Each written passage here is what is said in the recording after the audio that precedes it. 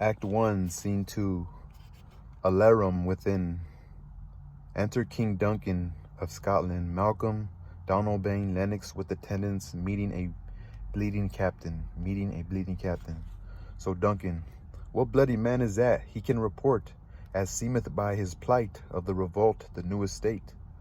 Malcolm, this is the sergeant who, like a good and hardy soldier, fought against my captivity. Hail, brave friend, say to the king the knowledge of the broil, as thou didst leave it. Captain, doubtful it stood, as two spent swimmers that do cling together and choke their art. The merciless MacDonald, worthy to be a rebel for two that the multiplying villainies of nature do swarm upon him.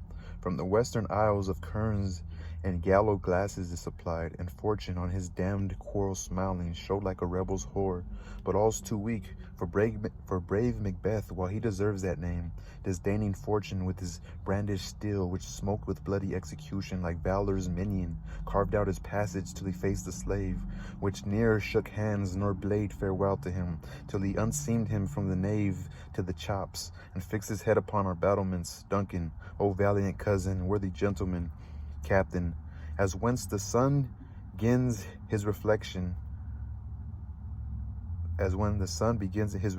ship-racking storms and direful thunders break. They're talking good about Macbeth, no?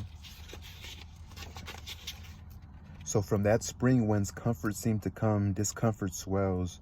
Mark, King of Scotland, mark, no sooner justice had with valor armed compelled these skipping kerns to trust their heels, but the Norwegian lord, surveying vantage with furbished arms and new supplies of men, began a fresh assault. Duncan, dismay not this our captains, Macbeth and Banquo? Captain, yes, as sparrows eagles, or the hare the lion.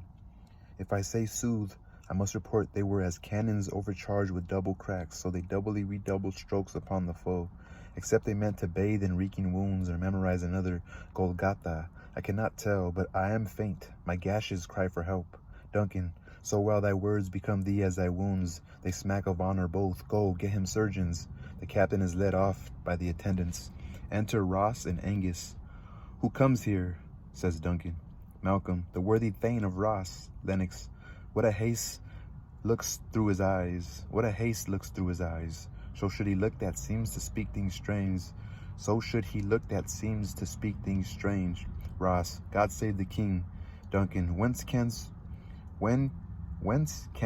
thou, worthy Thane? Ross, from Fife, great king, where the Norwegian banners flout the sky and fan our people cold. Norway himself, with terrible numbers, assisted by that most disloyal traitor, the Thane of Cawdor, began a dismal conflict, till that Bellona's bridegroom, lapped and proved, confronted him with self-comparisons, point against point, rebellious arms against arm, curbing his lavish spirit, and to conclude, the victory fell on us. Duncan, great happiness. Ross, that now, Sweno, the Norway's king craves composition, nor would we deign him burial of his men till he disbursed at St. Colm's Inch $10,000 to our general use.